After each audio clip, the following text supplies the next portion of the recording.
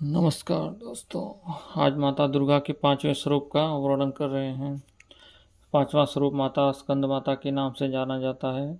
सिंहासन गता नित्यं पद्माश्रित कर द्वया शुभदास्तु सदा देवी स्कंद माता यशस्विनी।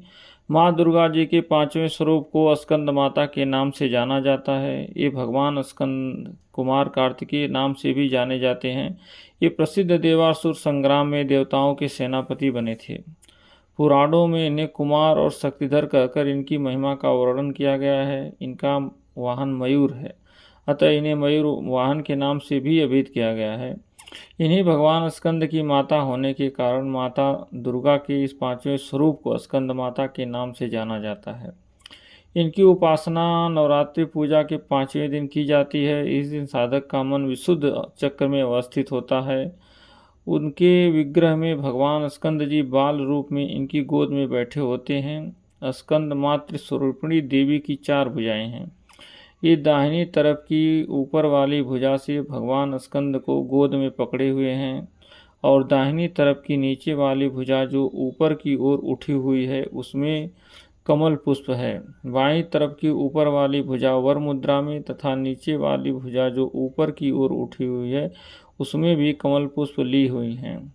इनका वर्ण पूर्णतः शुभ्र है। ये कमल के आसन पर भी विराजमान रहती हैं।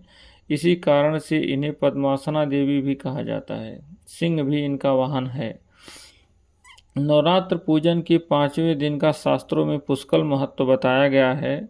इस चक्र में अवस्थित मन वाले साधक की समस्त बाह्य क्रियाओं एवं चित्तवृत्तियों का लोप हो जाता है। वह विशुद्ध चैतन्य स्वरूप की ओर अग्रसर हो रहा होता है।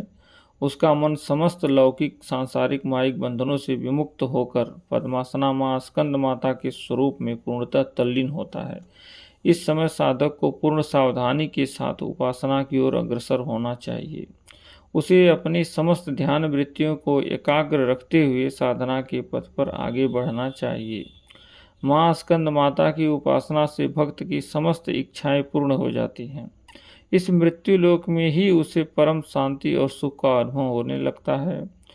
उनके लिए मोक्ष का द्वार या उस भक्त के लिए मोक्ष का द्वार स्वयं सुलभ हो जाता है। स्कंद माता की उपासना से बाल रूप स्कंद भगवान की उपासना भी स्वयं हो जाती है। यह विशेषता केवल इन्हीं को प्राप्त है। अतः साधक को स्कंद माता की उपासना की ओर विशेष ध्यान देना चाहिए। सूर्यमंडल की अधिष्ठात्री देवी होने के कारण इनका उपासक अलौकिक तेज एवं कांति से संपन्न हो जाता है।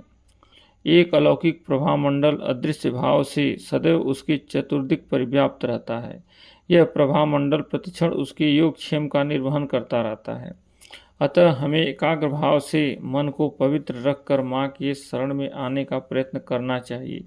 इस घोर भवसागर के दुखों से मुक्ति पाकर मोक्ष का मार्ग सुलभ बनाने का इससे उत्तम उपाय दूसरा नहीं है।